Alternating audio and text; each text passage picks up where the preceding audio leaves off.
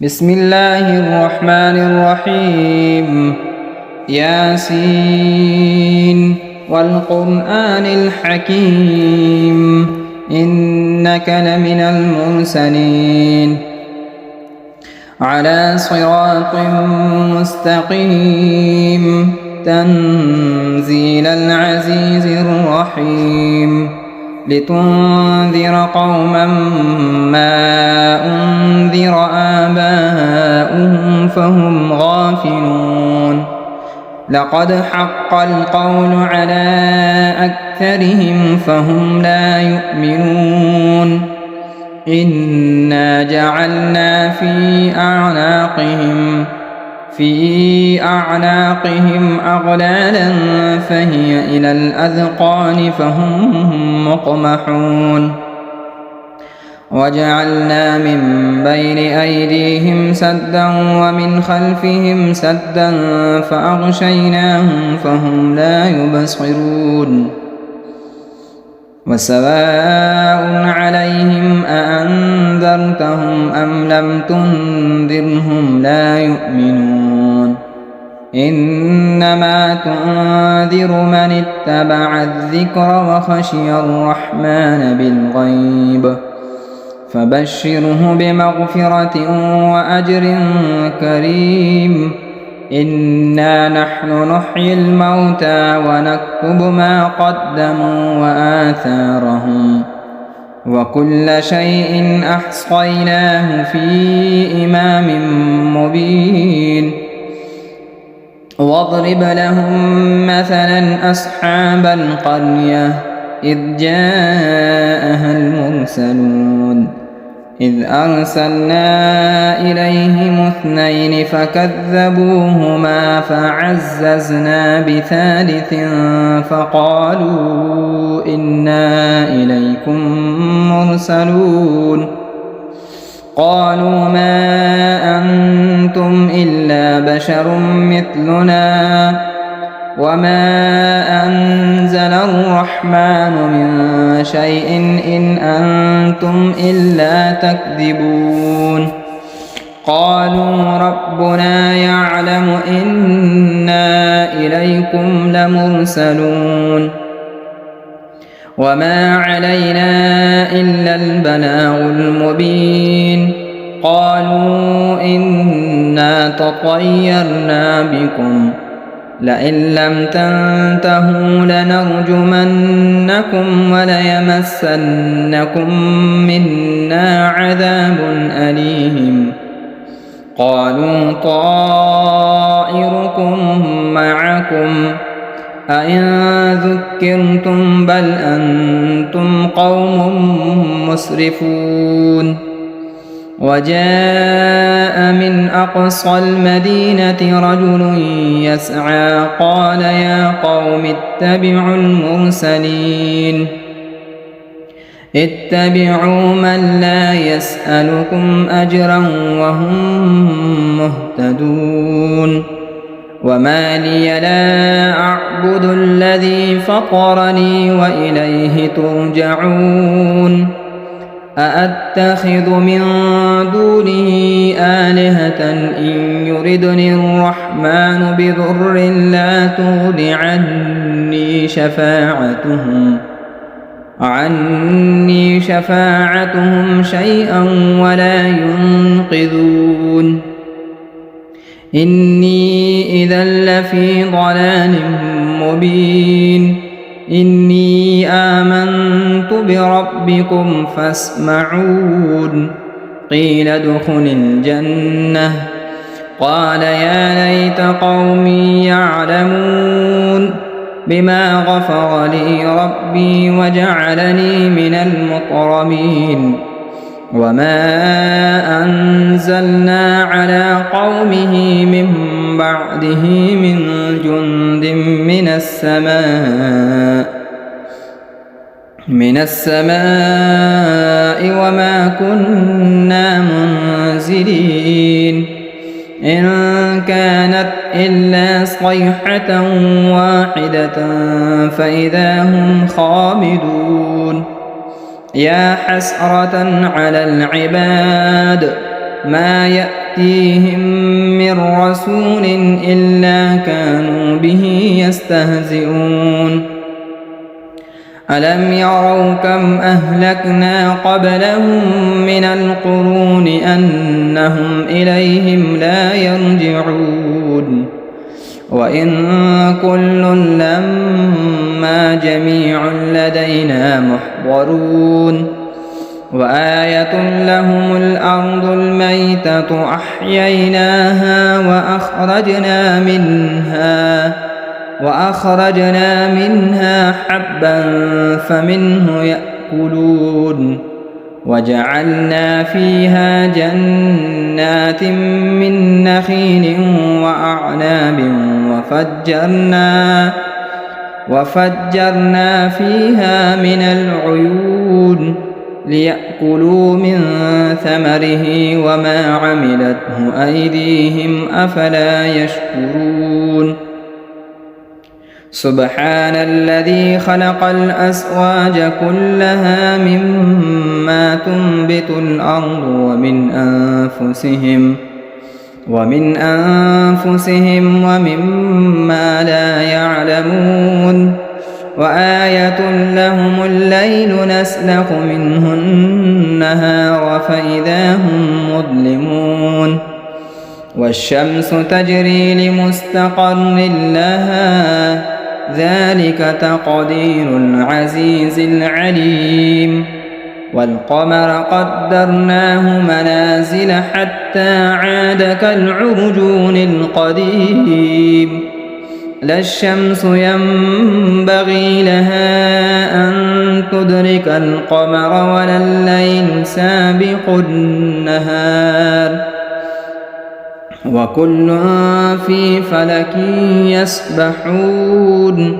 وآية لهم أنا حملنا ذريتهم في الفلك المشحون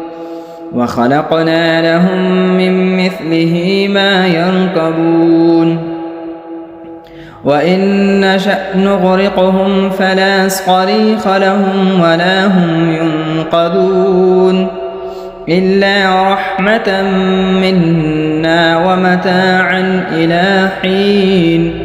وإذا قيل لهم اتقوا ما بين أيديكم وما خلفكم لعلكم ترحمون وما تأتيهم من آية من آيات ربهم إلا كانوا عنها معرضين وإذا قيل لهم أنفقوا مما رزقكم الله قال الذين كفروا للذين آمنوا أنطعم من لو يشاء الله أطعمه إن أنتم إلا في ضلال مبين ويقولون متى هذا الوعد إن كنتم صادقين ما ينظرون إلا صيحة واحدة تأخذهم وهم يخصمون فلا يستطيعون توصية ولا إلى أهلهم يرجعون ونفخ في الصور فإذا هم من الأجداث إلى ربهم ينسلون قالوا يا ويلنا من بعثنا من مرقدنا هذا ما وعد الرحمن وصدق المرسلون إن كانت إلا صيحة واحدة فإذا هم جميع لدينا محضرون فاليوم لا تظلم نفس شيئا ولا تجزون إلا ما كنتم تعملون إن أصحاب الجنة اليوم في شغل فاكهون هم وأزواجهم في ظلال على الأرائك متكئون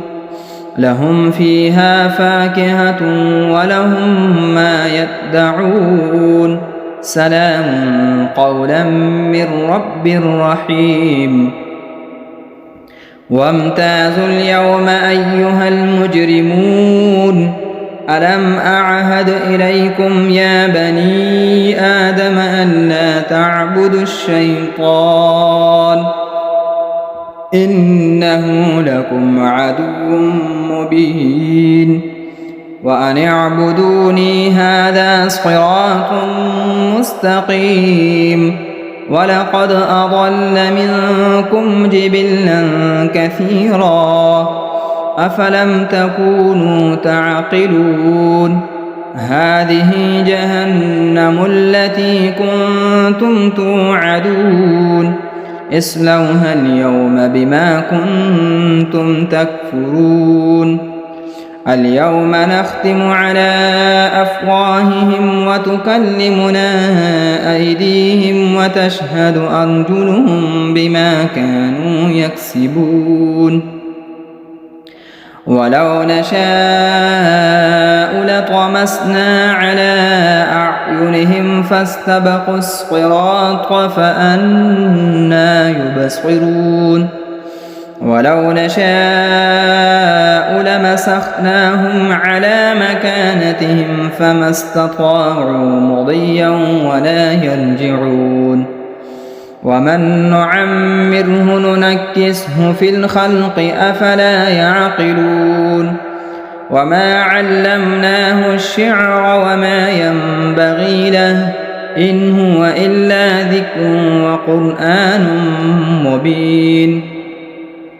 لينذر من كان حيا ويحق القول على الكافرين أولم يروا أنا خلقنا لهم مما عملت أيدينا أنعاما فهم لها مالكون وذللناها لهم فمنها ركوبهم ومنها يأكلون ولهم فيها منافع ومشارب أفلا يشكرون واتخذوا من دون الله آلهة لعلهم ينصرون لا يستطيعون نصرهم وهم لهم جند محضرون فلا يحزنك قولهم إنا نعلم ما يسرون وما يعلنون أولم ير الإنسان أنا خلقناه من نطفة فإذا هو خصيم مبين وضرب لنا مثلا ونسي خلقه قال من يحيي العظام وهي رميم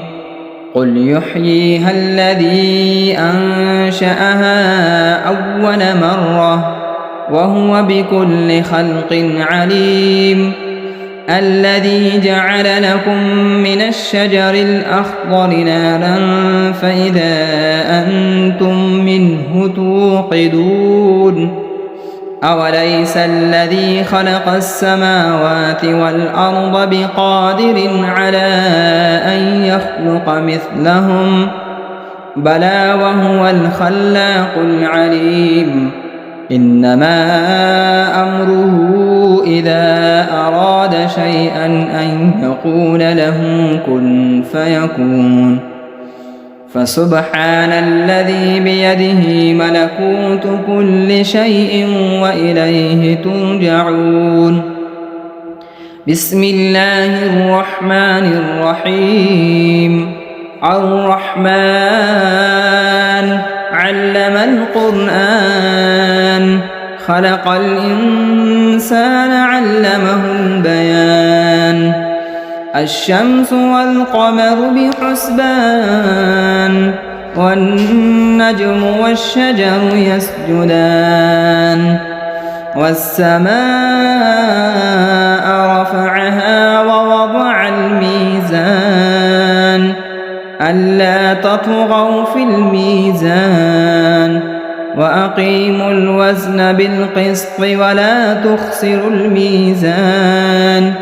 والأرض وضعها للأنام فيها فاكهة والنخل ذات الأكمام والحب ذو العصف والريحان فبأي آلاء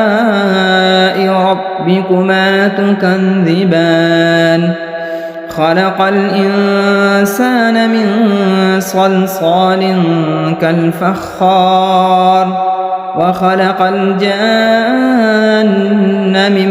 مارج من نار فبأي آلاء ربكما تكذبان رب المشرقين ورب المغربين فبأي آلاء ربكما تكذبان مرج البحرين يلتقيان بينهما برزخ لا يبغيان فبأي آلاء ربكما تكذبان يخرج منهما اللؤلؤ والمرجان فبأي آلاء ربكما تكذبان وله الجوار المنشآت في البحر كالأعلام فبأي آلاء ربكما تكذبان كل من عليها فان ويبقى وجه ربك ذو الجلال والإكرام فبأي آلاء ربكما تكذبان يسأله من في السماوات والأرض كل يوم هو في شأن فبأي آلاء ربكما تكذبان سنفرغ لكم أيها الثقلان فبأي آلاء ربكما تكذبان يا معشر الجن والإنس إن استطعتم أن تنفذوا من أقطار السماوات والأرض فانفذوا لا تنفذون إلا بسلطان فبأي آلاء ربكما تكذبان يرسل عليكما شؤاد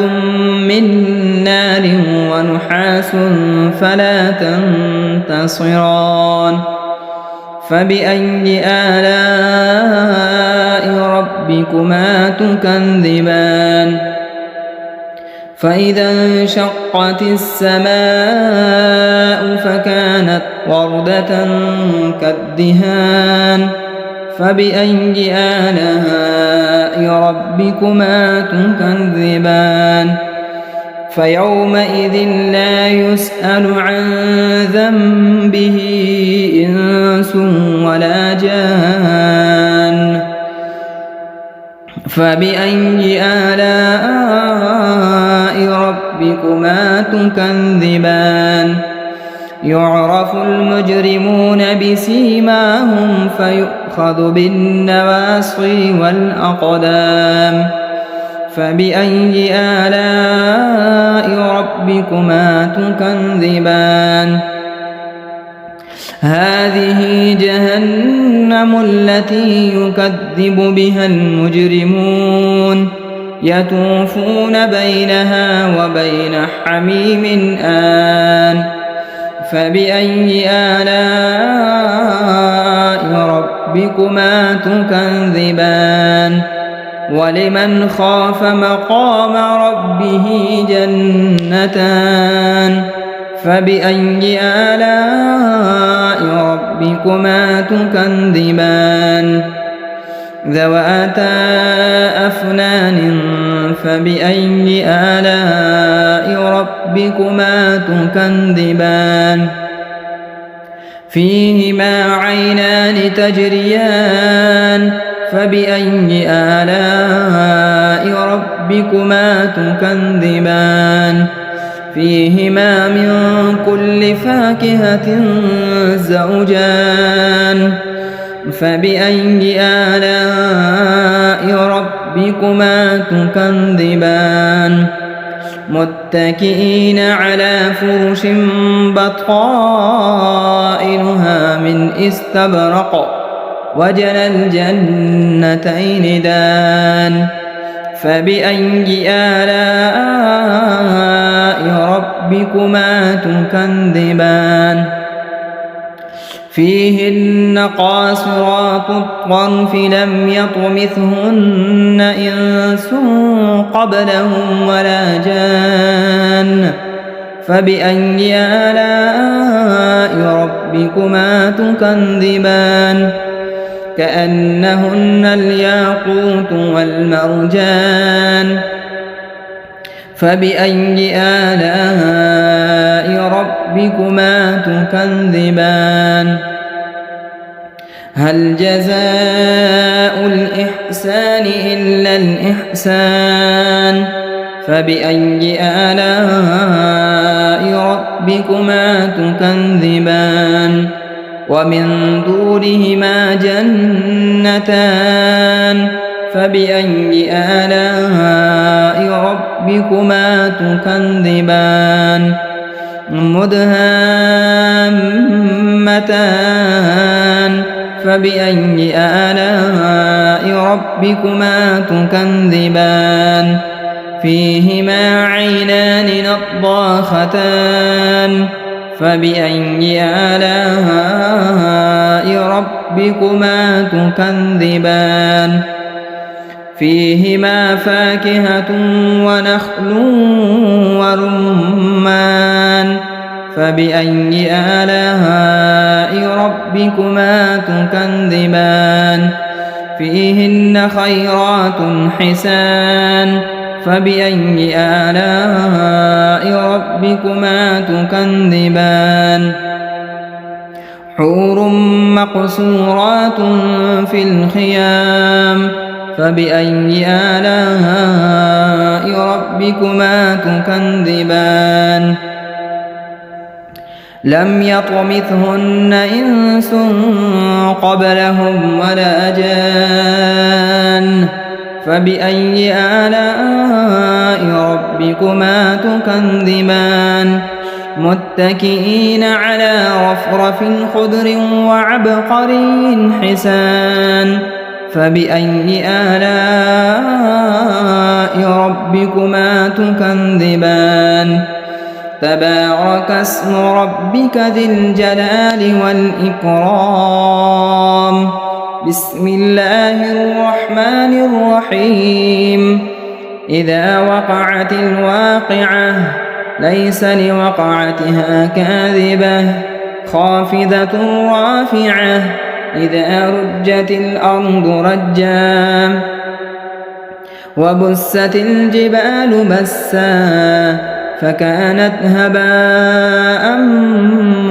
منبثا وكنتم أزواجا ثلاثا فأصحاب الميمنة ما أصحاب الميمنة وأصحاب المشأمة ما أصحاب المشأمة والسابقون السابقون أولئك المقربون في جنات النعيم ثلة من الأولين وقليل من الآخرين على سرر موضونة متكئين عليها متقابلين يطوف عليهم ولدان مخلدون بأكواب وأباريق وكأس من معين لا يصدعون عنها ولا ينزفون وفاكهة مما يتخيرون ولحم طير مما يشتهون وحور عين كأمثال اللؤلؤ المكنون جزاء بما كانوا يعملون لا يسمعون فيها لغوا ولا تأثيما إلا قيلا سلاما سلاما وأصحاب اليمين ما أصحاب اليمين في سدر مخضود وطلح منضود وظل ممدود وماء مسكوب وفاكهة كثيرة لا مقطوعة ولا ممنوعة وفرش مرفوعة إنا أنشأناهن إنشاء فجعلناهن أبكارا عربا أترابا لأصحاب اليمين ثلة من الأولين وثلة من الآخرين وأصحاب الشمال ما أصحاب الشمال في سموم وحميم وظل من يحموم لا بارد ولا كريم إنهم كانوا قبل ذلك مترفين وكانوا يصرون على الحنث العظيم وكانوا يقولون أئذا متنا وكنا ترابا وعظاما أئنا لمبعوثون أو آباؤنا الأولون قل إن الأولين والآخرين لمجموعون إلى ميقات يوم معلوم ثم إنكم أيها الضالون المكذبون لآكلون من شجر من زقوم فمالئون منها البطون فشاربون عليه من الحميم فشاربون شرب الهيم هذا نزلهم يوم الدين نحن خلقناكم فلولا تصدقون أفرأيتم ما تمنون أأنتم تخلقونه أم نحن الخالقون نحن قدرنا بينكم الموت وما نحن بمسبوقين على أن نبدل أمثالكم وننشئكم فيما لا تعلمون ولقد علمتم النشأة الأولى فلولا تذكرون أفرأيتم ما تحرثون أأنتم تزرعونه أم نحن الزارعون لو نشاء لجعلناه حطاما فظلتم تفكهون إنا لمغرمون بل نحن محرومون أفرأيتم الماء الذي تشربون أأنتم أنزلتموه من المزن أم نحن المنزلون لو نشاء جعلناه أجاجا فلولا تشكرون أفرأيتم النار التي تورون أأنتم أنشأتم شجرتها أم نحن المنشئون نحن جعلناها تذكرة ومتاعا للمقوين فسبح باسم ربك العظيم فلا أقسم بمواقع النجوم وإنه لقسم لو تعلمون عظيم إنه لقرآن كريم في كتاب مكنون لا يمسه إلا المطهرون تنزيل من رب العالمين أفبهذا الحديث أنتم مدهنون وتجعلون رزقكم أنكم تكذبون فلولا إذا بلغت الحلقوم وأنتم حينئذ تنظرون ونحن أقرب إليه منكم ولكن لا تبصرون فلولا إن كنتم غير مدينين ترجعونها إن كنتم صادقين فأما إن كان من المقربين فروح وريحان وجنة نعيم وأما إن كان من أصحاب اليمين فسلام لك من أصحاب اليمين وأما إن كان من المكذبين الضالين فنزل من حميم وتصلية جحيم إن هذا لهو حق اليقين فسبح باسم ربك العظيم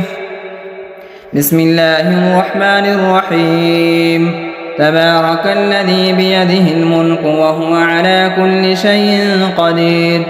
الذي خلق الموت والحياة ليبلوكم أيكم أحسن عملا وهو العزيز الغفور الذي خلق 7 سماوات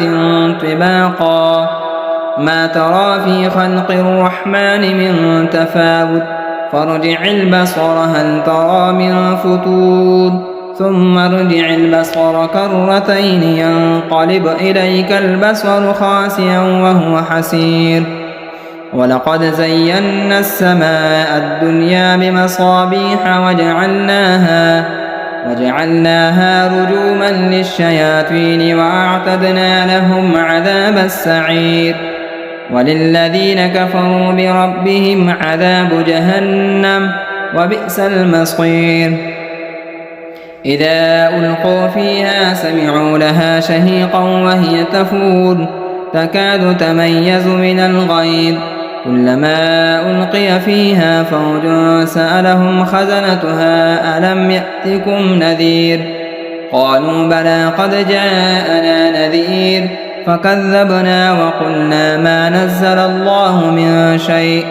إن أنتم إلا في ضلال كبير وقالوا لو كنا نسمع أو نعقل ما كنا في أصحاب السعير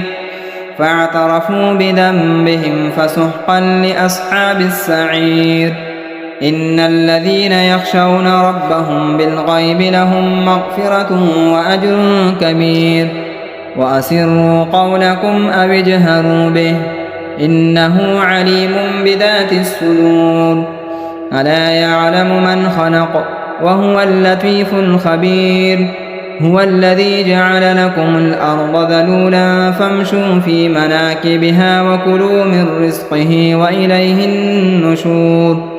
أأمنتم من في السماء أن يخسف بكم الأرض فإذا هي تمور أم أمنتم من في السماء أن يرسل عليكم حاصبا فستعلمون كيف نذير ولقد كذب الذين من قبلهم فكيف كان نكير أولم يروا إلى الطير فوقهم صافات ويقبض ما يمسكهن إلا الرحمن إنه بكل شيء بصير أمن هذا الذي هو جند لكم ينصركم من دون الرحمن إن الكافرون إلا في غرور أمن هذا الذي يرزقكم إن أمسك رزقه بل لجوا في عتو ونفور أفمن يمشي مكبا على وجهه أهدى أمن يمشي سويا على صراط مستقيم قل هو الذي أنشأكم وجعل لكم السمع والأبصار والأفئدة قليلا ما تشكرون قل هو الذي ذرأكم في الأرض وإليه تحشرون ويقولون متى هذا الوعد إن كنتم صادقين قل إنما العلم عند الله